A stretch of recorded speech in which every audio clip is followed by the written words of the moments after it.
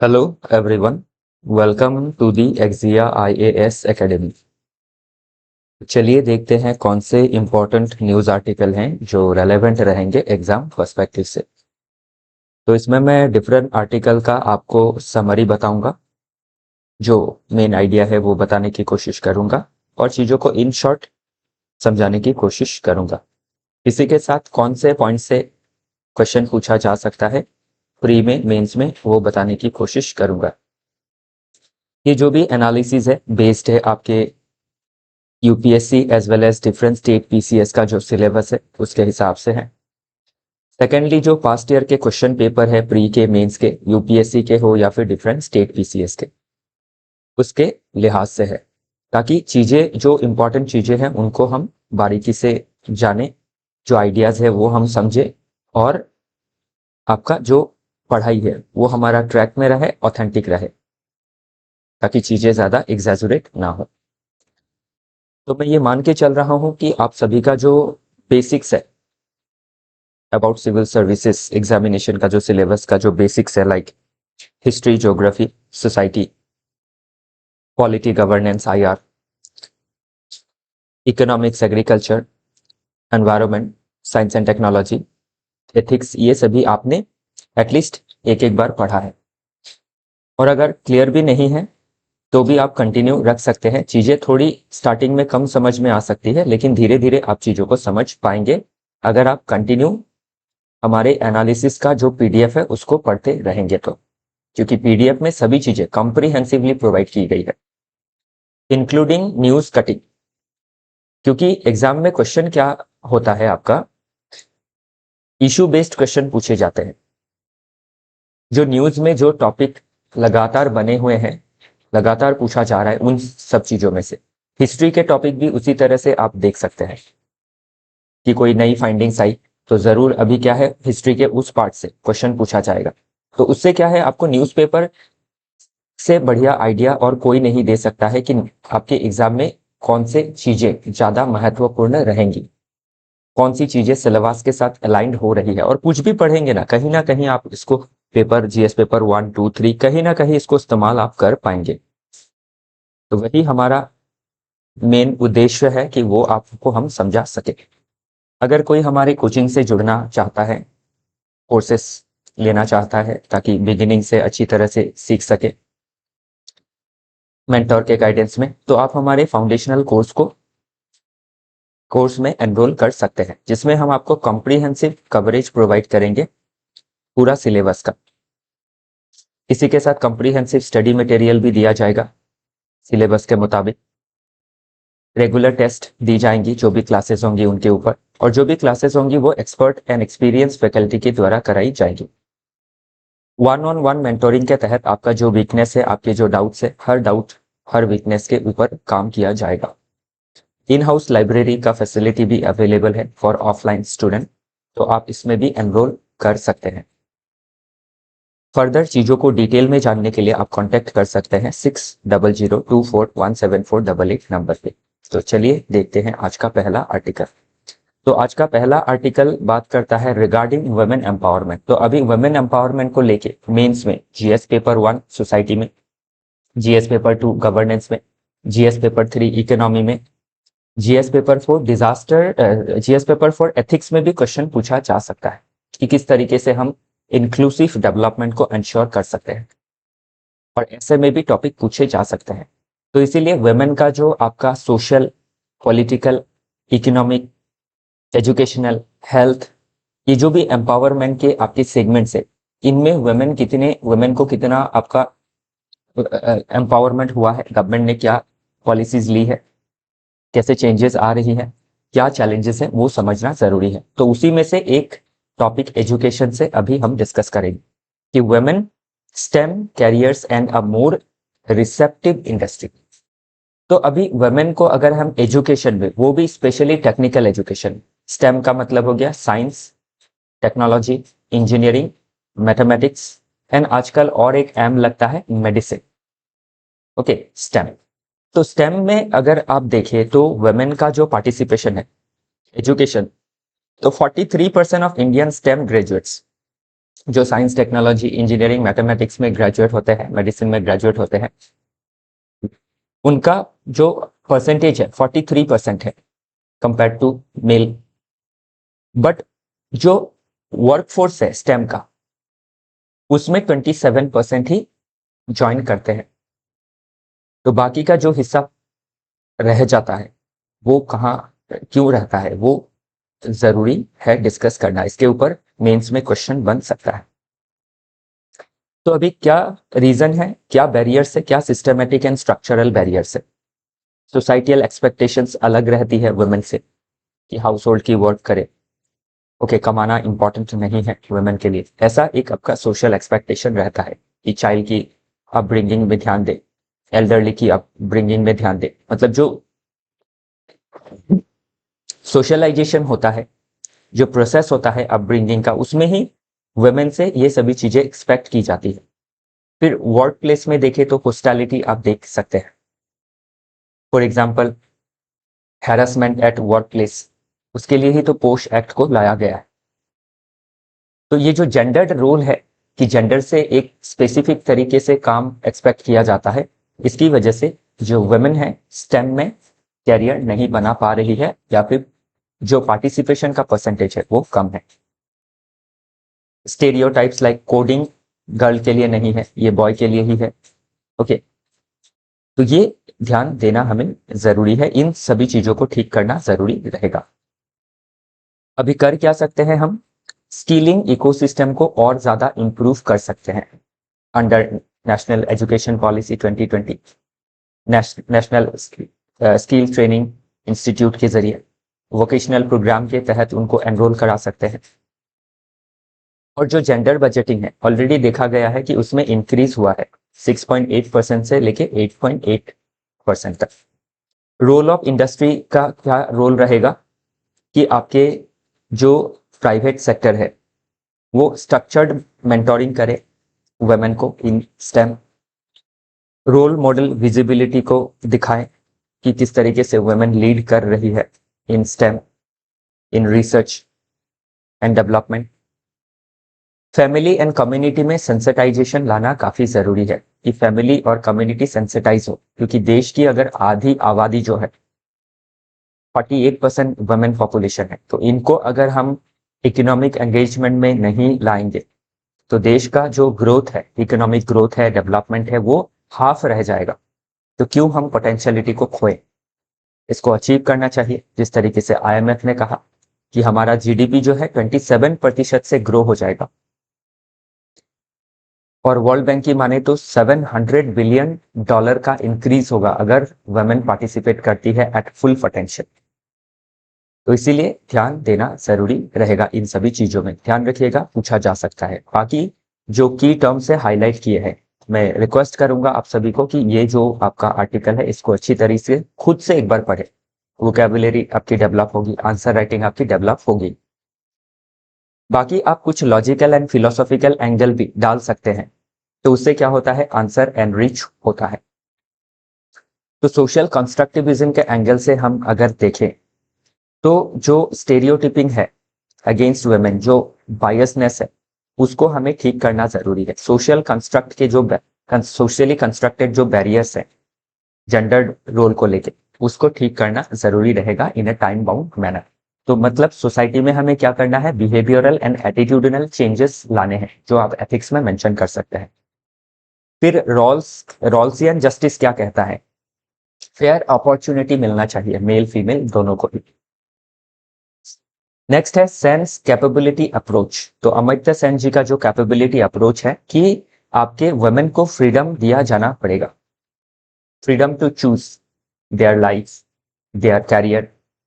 Okay, उनकी जो freedom की कैपेबिलिटी है वो बढ़ानी पड़ेगी। ह्यूमन कैपिटल थ्योरी के हिसाब से देखें तो वुमेन के ऊपर इन्वेस्ट करना in education and skilling is necessary for societal growth, for economic growth, for familial growth. Okay, बाकी आप इसमें थोड़ा सा ऑब्जर्व कीजिएगा, पास्ट ईयर में वुमेन के रिगार्डिंग बहुत सारे क्वेश्चन पूछे गए हैं। वुमेन क्योंकि एक स्पेसिफिक थीम ही है जो एग्जाम में पूछा जाएगा ही जाएगा, 21, 23, 20, 22, 21, 18, 17, देखिए 17, 18 हर ईयर में पूछा गया है। 19 का भी कोई क्वेश्चन कहीं पे आपको मिलेगा। 20, 21, 22, 23, इससे क्या प्रूव होता है कि आपके इशू स्पेसिफिक क्वेश्चंस पूछे जाते हैं, थीम स्पेसिफिक क्वेश्चंस पूछे जाते हैं। तो अभी आप वुमेन का पॉलिटिकल पार्टिसिपेशन भी आपको देखना जरूरी होगा, पॉलिटिकल एम्पावरमेंट। इसके ऊपर डिफरेंट जो आपकी जेंडर इनइक्वालिटी इंडेक्स है bye UNDP, global gender gap report है बाय आपके वर्ल्ड इकोनॉमिक फोरम, इनको देखना जरूरी रहेगा। चलिए देखते हैं नेक्स्ट आर्टिकल। तो ये जो आर्टिकल है मेंस के लिहाज से इंपॉर्टेंट है। Next, beyond legal compliance. तो इसमें ये जो आर्टिकल है इसमें एक आपका टॉपिक रहता है हमारे जीएस पेपर 4 एथिक्स में, कॉरपोरेट गवर्नेंस। तो हमारी जो कॉरपोरेट्स है, जो बिजनेस हाउसेस है, उनका जो गवर्नेंस है वो क्या होना चाहिए? अकाउंटेबल होना चाहिए, ट्रांसपेरेंट होना चाहिए और एथिकल होना चाहिए। मतलब आपका जो गुड गवर्नेंस हम एक्सपेक्ट करते हैं गवर्नमेंट से, गवर्नमेंट ऑफिसेस से, गवर्नमेंट के डिपार्टमेंट से, ताकि हर स्टेक होल्डर का बेनिफिट हो सके। लाइकवाइज कॉरपोरेट में भी क्या है, जो कॉरपोरेट हाउस है उनको आपके उनके एम्प्लॉय के प्रति, उनके शेयर होल्डर के प्रति, फिर जो कंज्यूमर है उनके प्रति अपनी जो एथिकलिटी है उनको शो करना जरूरी है, ताकि हर स्टेक होल्डर का जो कंपनी से, कॉरपोरेशन से दिया जाना चाहिए वो मिल सके। जैसे एम्प्लॉय को better social security, financial security, stakeholder को बेटर प्रॉफिट और कंज्यूमर को बेटर प्रोडक्ट मिलना चाहिए। तो अभी फॉर एग्जांपल, अभी अगर जो आपके कंप्लायंस नहीं करते हैं legal and ethical corporate governance में, फॉर एग्जांपल आप नेस्ले का एग्जांपल ले सकते हैं। तो मैगी में जो आपका मोनोसोडियम ग्लूटामाइड जो ज्यादा पाया गया था, जिसकी वजह से क्या हुआ था, बच्चों के हेल्थ पे निगेटिव इम्पैक्ट पड़ रहा था। तो ये क्या है, आपके एथिकल कॉर्पोरेट गवर्नेंस के खिलाफ है, जिससे एक कंपनी का ब्रांड इमेज जो है खराब होता है। फिर आप देख सकते हैं अबाउट इसमें विजय माल्या के बारे में, कि उनके कॉर्पोरेट गवर्नेंस एथिकल ना होने की वजह से बैंक को नुकसान झेलना पड़ा, जो शेयर होल्डर्स थे उनको नुकसान झेलना पड़ा। तो इसीलिए क्या है, एथिकल कॉर्पोरेट गवर्नेंस को आपका प्रमोट करना जरूरी रहेगा, ताकि जो आपकी जितने भी स्टेक होल्डर्स उनका बेनिफिट हो। ओके, चाहे वर्कर हो, कस्टमर हो, रेगुलेटर्स हो, इन्वेस्टर्स हो। तो इसीलिए क्या है, एथिक्स को ध्यान में रखना जरूरी रहेगा, सिर्फ लीगैलिटी को ध्यान में रखने से ही नहीं होगा। तो रेप्यूटेशन बहुत ज्यादा जरूरी है, ट्रांसपेरेंसी लाना बहुत ज्यादा जरूरी है। तो इन सभी चीजों को एग्जाम में पूछा जा सकता है। GS paper 4 ethics in corporate governance. Okay, चलिए आगे देखते हैं। तो ध्यान रखिएगा, इसमें वे फॉरवर्ड में हम ये सभी चीजें लिख सकते हैं कि रेपुटेशन का ध्यान रखना होगा कंपनीज को, वर्कर को रिप्रेजेंट करना होगा, उनका ध्यान रखना होगा, रेगुलेटरी जो नॉर्म्स है उनको फॉलो करने होंगे। तो ये सभी चीजें हम मेंशन कर सकते हैं। नेक्स्ट आर्टिकल बात करता है रिगार्डिंग टेक्निकल टेक्सटाइल। तो अभी टेक्सटाइल, नॉर्मल टेक्सटाइल जो है, आप जो हम गारमेंट्स पहनते हैं, जो कपड़े पहनते हैं, वो हो गए नॉर्मल टेक्सटाइल, शर्ट हो, पैंट हो, ओके, ये सभी चीजें, या फिर साड़ी हो, सलवार हो, कुछ भी हो, ये सभी हो गए आपके नॉर्मल टेक्सटाइल। तो अभी टेक्निकल टेक्सटाइल में अगर देखें, अभी नॉर्मल टेक्सटाइल में इंडिया क्या है, 6th लार्जेस्ट एक्सपोर्टर है इन ग्लोबल टेक्सटाइल एक्सपोर्टिंग में। लेकिन टेक्निकल टेक्सटाइल में हम क्या है, नेट इंपोर्टर है। तो टेक्निकल टेक्सटाइल अभी क्या होता है, जैसे बुलेट प्रूफ जैकेट हो गई, फिर जो फायर एक्सटिंग्विशर लोग जो पहनते हैं, ये सभी चीजें, फिर जो आपके बॉम्ब डिफ्यूजिंग जो स्क्वाड होते हैं वो जो कपड़े पहनते हैं, ये सभी हो गए आपके टेक्निकल टेक्सटाइल। तो इन सभी चीजों में हम अभी भी आपके स्ट्रगल कर रहे हैं, तो हमें टेक्निकल टेक्सटाइल पे ध्यान देना काफी जरूरी है, ताकि हम क्या कर सके, अपना जो इकोनॉमी है उसमें टेक्सटाइल में टेक्निकल टेक्सटाइल को डेवलप करके एम्प्लॉयमेंट जनरेशन कर सके, देश का इकोनॉमिक ग्रोथ को आगे बढ़ा सके, एक्सपोर्ट पोटेंशियल को हम एक्सप्लोर कर सके, इंपोर्ट को घटा सके, करंट अकाउंट डेफिसिट को हम कम कर सके। ओके, तो ये सभी चीजें क्या है आपकी मेंस में आप लिख सकते हैं। कुछ डेटाज हमने इसमें मेंशन की है, तो इसको भी आप देख लीजिएगा। जैसे 6th लार्जेस्ट टेक्सटाइल्स एक्सपोर्टर है हम ग्लोबली, ये 2% कंट्रीब्यूट करता है हमारी जीडीपी को। 45 मिलियन डायरेक्ट जॉब है, 100 मिलियन इनडायरेक्ट जॉब प्रोवाइड करता है। तो टेक्निकल टेक्सटाइल को अगर ले लेते हैं तो जीडीपी 2 से 4 हो जाएगा, 6 से हम 4 हो जाएंगे, 2 हो जाएंगे, 1 हो जाएंगे। इस तरीके से आपको चीजें समझनी होंगी। गवर्नमेंट ने क्या डिफरेंट इनिशिएटिव लिया है टेक्निकल टेक्सटाइल को लेकर। नेशनल टेक्निकल टेक्सटाइल मिशन लिया है ताकि R&D एंड एक्सपोर्ट को प्रमोट किया जा सके। PLI स्कीम्स ली गई है, PM मित्रा है, टैरिफ रैशनलाइजेशन है एंड स्किलिंग फोकस है। इन सभी चीजों को आपको 150 शब्दों में 10 मार्क्स के लिए, 250 शब्दों में 15 मार्क्स के लिए लिखना जरूरी रहेगा। बाकी कैपेबिलिटी अप्रोच आप इसमें मेंशन कर सकते हैं। ओके, फिर आप डेवलपमेंटल स्टेट थ्योरी ले सकते हैं कि किस तरीके से साउथ कोरिया ने, जापान ने कैसे अपने जो टेक्निकल फील्ड को डेवलप किया है बाय स्टेट इंटरवेंशन। ओके, तो वे फॉरवर्ड में हम स्ट्रेंथ कर सकते, क्या लिख सकते हैं, strengthen industry academy linkages, promote regional textile hub, invest करना है हमें R&D में, स्किलिंग एंड कैपेसिटी बिल्ड करना है। तो ये सभी चीजें आप मेंशन कर सकते हैं। मेक इन इंडिया के तहत, ग्रीन इन इंडिया के तहत ये सभी चीजें हम देख सकते हैं। SDG गोल को भी आप लिंक कर सकते हैं ताकि आपके आंसर में वैरायटी आए। SDG 9 इनोवेशन, इंडस्ट्री, इंफ्रास्ट्रक्चर, ये सभी चीजें हम लिंक कर सकते हैं। नेक्स्ट आर्टिकल बात करता है India must not trade away it's farms. तो अभी ध्यान दीजिएगा कि हम डिफरेंट नेशन के साथ bilateral trade agreement, free trade agreement, इन सभी चीजों में चर्चा कर रहे हैं। फॉर एग्जाम्पल इंग्लैंड के साथ, फॉर एग्जाम्पल USA के साथ, न्यूजीलैंड के साथ भी आपकी बातें चल रही है। तो इनमें अभी हमारे लिए सबसे बड़ा मुद्दा क्या है कि हमारा जब भी हम फ्री ट्रेड एग्रीमेंट या फिर बायलैटरल ट्रेड एग्रीमेंट करते हैं तो उसमें सबसे कंसर्न वाली बात क्या हो जाती है, हमारा एग्रीकल्चरल सेक्टर। क्योंकि जब हम बायलैटरल ट्रेड एग्रीमेंट करेंगे या फ्री ट्रेड एग्रीमेंट करेंगे with any nation, specially developed Nations जिनके एग्रीकल्चरल प्रोडक्ट्स काफी कॉम्पिटिटिव है quality wise and price wise, तो वो नेशंस जो है वो एक्सेस मांगेंगे हमारे देश में कि उनके जो एग्रीकल्चरल प्रोडक्ट्स है उनको बेचने दिया जाए एट लो टैरिफ। और अगर इंडिया टैरिफ को लो करती है तो इससे प्रेशर आता है हमारे जो फार्मिंग सेक्टर है, एग्रीकल्चरल सेक्टर है। क्योंकि हमारे देश में 85% जो फार्मर्स है वो सब्सटेंशियल लेवल पे फार्मिंग करते हैं। इट मीन्स क्या है आपका, बस गुजर बसर के लिए फार्मिंग करते हैं।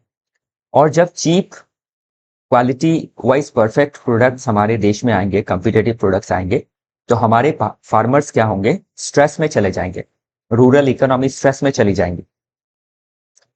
तो इसीलिए क्या होता है, जब भी हम फ्री ट्रेड एग्रीमेंट करते हैं तो उसमें एग्रीकल्चर हमारे लिए क्या होता है, एक रोड ब्लॉक बन जाता है। क्योंकि हम उसमें जो नेशंस है, other Nations like European union, Japan, south Korea, इनको कंसेशंस नहीं दे सकते हैं फॉर द टाइम बिंग। क्योंकि हमारी एग्रीकल्चरल सेक्टर जो है वो अभी भी आपकी बेटर करने में स्ट्रगल कर रही है। तो इसीलिए जरूरी क्या है, हमें जो भी फ्री ट्रेड एग्रीमेंट करना है उसमें हमें फार्मर्स को ध्यान रखना है, और जो भी हम कंसेशंस देते हैं इनको ग्रेजुअली देना है ताकि उस ग्रेजुअल जो ट्रांजिशन का समय है उसमें हम अपने फार्मिंग सेक्टर को R&D के जरिए डेवलप कर सके। ठीक है, तो वही चीजें इसमें मेंशन की गई है। ध्यान रखिएगा, मेंस में पूछा जा सकता है, ये काफी इंपॉर्टेंट टॉपिक है। नेक्स्ट आर्टिकल बात करता है the importance of India and Europe walking in step. तो अभी पहला बात क्या है, इंडिया और जो यूरोप के नेशंस है,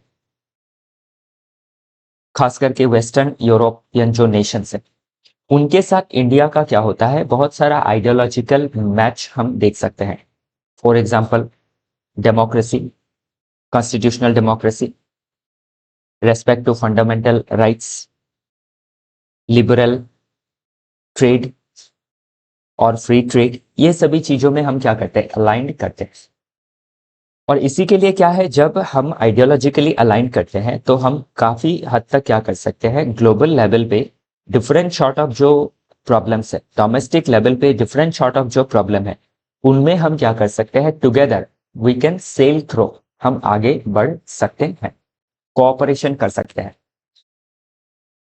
ओके, तो अभी जो ग्लोबल शिफ्ट देखा जा रहा है, उस ग्लोबल शिफ्ट में फॉर एग्जांपल अभी जो ट्रेड और आपकी ट्रेड वॉर चल रही है, उसकी वजह से यूरोपियन नेशन में भी इम्पैक्ट पड़ रहा है, इंडिया में भी इम्पैक्ट पड़ रहा है।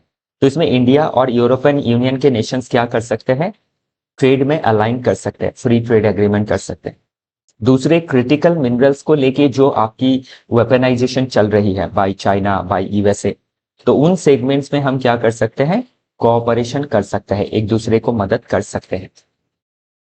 दूसरा जो राइजिंग आपकी टेक्नोलॉजीज है, like semiconductor, digital governance, AI, इनमें हम कोऑपरेशन कर सकते हैं। फोर्थली अगर हम देखें तो आपका जो रिन्यूएबल एनर्जी ट्रांजिशन है, इसके लिए जरूरी है कि आपका बेटर कोऑपरेशन हो, तो उसमें भी हम क्या कर सकते हैं, कोऑपरेशन कर सकते हैं। फिर ग्लोबल पीस को मेंटेन करने में आपकी जो लॉलेसनेस है, जो आपके रूल बेस्ड ऑर्डर से डेविएशन हो रहा है ग्लोबल गवर्नेंस, उसमें ये दो आपके, एक इंडिया और जो रीजन है यूरोप, ये बेटर रोल प्ले कर सकता है। तो ध्यान रखिएगा, क्वेश्चन बन सकता है, काफी चांसेस रहेंगे। और अगर सीधा क्वेश्चन नहीं भी बना तो कहीं आप मेंशन कर सकते हैं कि इंडिया यूरोप कैसे रोल प्ले कर सकता है, कुछ कहीं ट्रांजिशन लाइन में आप लिख सकते हैं, ऐसे में कहीं पूछा गया कोई आईआर रिलेटेड चीजें तो उसमें मेंशन कर सकते हैं। ओके, तो ध्यान रखिएगा। तो क्या करना है, इंस्टीट्यूशनलाइज करना है स्ट्रैटेजिक डायलॉग को, पुश करना है for fair free trade agreement, norm setting करने हैं, कोलैबोरेशंस करने हैं, AI, cyber security, data protection, इन सब में सपोर्ट करना है ग्लोबल साउथ को ताकि वो डेवलप कर सके। यूथ को नॉलेज देना जरूरी है। Okay, then climate technology corridors को भी डेवलप करना जरूरी है ताकि हम क्लाइमेट चेंज से निपट सके। नेक्स्ट आर्टिकल काफी बार हमने पढ़ा है, फिर भी आया है तो मुझे लग रहा है कि इसको एक बार फिर से ऐड किया जाना चाहिए। तो after 18 days on International Space Station by a first Indian cosmonaut Shubhanshu Shukla ji, तो उनका जर्नी एंड हो रहा है आज शाम तक, 3 बजे तक वो आपके कैलिफोर्निया कोस्ट में उतर जाएंगे। तो अभी इसमें जरूरी क्या है कि हमने क्या आपकी एक्सपेरिमेंट्स की, कितने दिन स्पेस स्टेशन में रहे, तो ये सभी चीजें क्या है, एग्जाम में प्रीलिम्स में पूछी जा सकती है। तो माइक्रोग्रेविटी में आपके 7 एक्सपेरिमेंट किए गए जो इसरो ने मैंडेट दिया था शुभांशु शुक्ला जी को, जैसे स्प्राउटिंग ऑफ सीड्स, आपके ग्रीन हॉर्स ग्राम, इंडियन माइक्रोबियल जो स्ट्रेन है उसको आपका एक्सपेरिमेंट किया गया, साइनोबैक्टीरिया को एक्सपेरिमेंट किया गया, टार्डीग्रेड्स जो माइक्रो एनिमल है उनमें स्पेस स्टेशन के अंदर उनमें आपका एक्सपेरिमेंट किया गया, वॉयेजर डिस्प्ले के रिगार्डिंग आपकी एक्सपेरिमेंट की गई, मायोजेनेसिस की मसल का क्या, मसल पे क्या आपके इम्पैक्ट पड़ते हैं उस पे आपका एक्सपेरिमेंट किया गया, माइक्रो एल्गे के बिहेवियर में एक्सपेरिमेंट किया गया। तो अभी ये सभी चीजें क्या है आपकी प्रीलिम्स में पूछ ली जा सकती है स्टेटमेंट वाइज, तो बस आपको क्या है थोड़ा बहुत इसको ध्यान रखना है। ओके, बाकी मेंस में अगर पूछा जाता है तो तभी आपको इन सभी चीजों को ही क्या करना है, 1 लाइन में आंसर करने जरूरी रहेंगे। बाकी माइक्रोग्रेविटी क्या है, मायोजेनेसिस क्या है, इसको थोड़ा आप एक्सप्लेनेशन है, सिंपल एक्सप्लेनेशन है, आप पढ़ लीजिएगा। चलिए देखते हैं next article, the two state reality we see today. तो इसमें आपके इजराइल और पैलेस्टाइन को लेके जो इशू चलता आ रहा है 1948 से ही, 1948 में इजराइल कंट्री का फॉर्मेशन हुआ था to protect the interest of Jew community. उससे पहले आप देख सकते हैं कि किस तरीके से नाजी जर्मनी अर्थात हिटलर ने आपके नाजी जर्मनी जो पार्टी थी उनकी, हिटलर की, उन्होंने कैसे और हिटलर ने परसिक्यूशन चलाया, एट्रोसिटीज चलाई इजराइल ज्यू पॉपुलेशन के ऊपर। और उसी का आप आउटकम देख सकते हैं कि इजराइल को एक आपका सेल्फ डिटर्मिनेशन के लिए कंट्री दिया गया। लेकिन जिस रीजन में कंट्री प्राप्त हुई उसी रीजन में क्या है, आपके जो पैलेस्टीनियन पॉपुलेशन है जो ओरिजिनली थे वहां पे कई सदियों से, तो उनका इंटरेस्ट अभी वायलेट होने लगा। तो इसी के लिए सोल्यूशन क्या निकाला गया, अंडर यूएनजीए रेजोल्यूशन 181 1947 की दो स्टेट होगी, एक ज्यू के लिए इजराइल होगा और जो आपके अरबिक पॉपुलेशन थी उनके लिए फलस्तीन होगा। लेकिन उसके बाद ही 1947 के बाद, स्पेशली 1967 के बाद अगर देखें तो इजराइल काफी असर्टिव रहा और उसने क्या किया, अपनी जो एरिया है, टेरिटोरियल जो गेन है वो लगातार करती रही। और आज के समय में जो टू स्टेट सॉल्यूशन है वो हाईजैक्ड हो गया है, कोई सॉल्यूशन नहीं निकल पा रहा है और इजराइल के ऊपर चार्जेस लग रहे हैं जिनोसाइड के, जो आपकी अदर डेवलप नेशन से वो मदद कर रही है लाइक यूएसए। तो इसको अभी क्या करना है, Israel is not beyond international law, Israel is not beyond humanity. और जो पैलेस्टीनियन इंटरेस्ट के लिए जो आपके वोकल है, उनमें भी जो आपके एक्सट्रीमिस्ट है उनको भी ध्यान रखना जरूरी है कि एक आपकी जो अपोजिट में जो पार्टी है उनको, उनके सिविलियंस को हार्म ना करे। तो ताली तो दोनों हाथ से बजती है, लेकिन ताली को हटाने के लिए आपका क्या है, दोनों हाथ को कोऑपरेशन करना भी, हैंडशेक करना भी जरूरी रहेगा। और हैंडशेक करवाने में ग्लोबल जो पावर्स हैं, जो इंस्टीट्यूशंस हैं, उनको बेटर रोल प्ले करना पड़ेगा to ensure justice so that enduring peace can be achieved, long term peace can be achieved. तो ये आर्टिकल काफी जरूरी रहेगा फ्रॉम आयात पर्सपेक्टिव। ओके, इसमें इंडिया क्या रोल प्ले कर सकता है, तो इंडिया तो हमेशा से ही जो टू नेशन थ्योरी है उसको सपोर्ट करते आया है कि यही इसका सोल्यूशन। नेक्स्ट आर्टिकल बात करता है BRICS plus can pressure the world to work out a new order. तो अभी ब्रिक्स बना ही क्यों है, इसका बनने का क्या रीजन रहा है। जो इंटरनेशनल इंस्टीट्यूशंस है like UNO, IMF, World bank, तो ये इंस्टीट्यूशंस अगर हम देखें तो इनमें क्या है, आपके जो पावरफुल नेशन है economically, military wise, technology wise, इनका डोमिनेशन रहा है। और इन नेशंस ने कभी आपके जो ग्लोबल साउथ है या फिर डेवलपिंग नेशंस लाइक इंडिया है, चाइना है, ब्राजील है, साउथ अफ्रीका है, इनको कभी आपका ऑन बोर्ड नहीं रखा है, डोमिनेट ही किया है, इकोनॉमिक पॉलिसी से हो या फिर स्ट्रेटेजिक पॉलिसी से हो। तो इसीलिए क्या किया, डिफरेंट रीजन में रीजनल ऑर्गेनाइजेशंस फॉर्म हुई to cooperate among themselves by the like minded nations. तो इसीलिए क्या हुआ, अभी आपका ग्लोबल लेवल में जो आप देख रहे हैं जो ऑर्डर है, जैसे यूएनओ में P5 सब डिसाइड करती है, IMF, WTO, IMF and World Bank में specially European nations and USA का ज्यादा शेयर रहता है। तो ये क्या है, आपका इनइक्वल है, अनजस्ट है। तो इसको इक्वल और जस्ट बनाने के लिए ब्रिक्स जैसे जो उभरते हुए प्लेटफॉर्म है ये काफी रोल प्ले कर सकते हैं, क्योंकि ब्रिक्स में अगर देखें 49% ग्लोबल पॉपुलेशन को रिप्रेजेंट करती है और 40% लगभग जीडीपी है इसमें। तो इसीलिए ब्रिक्स क्या कर सकती है, आपके इंटरनेशनल इंस्टीट्यूशंस में रीबैलेंसिंग कर सकती है as a pressure group, reform कर सकती है in IMF, World Bank, UNSC membership.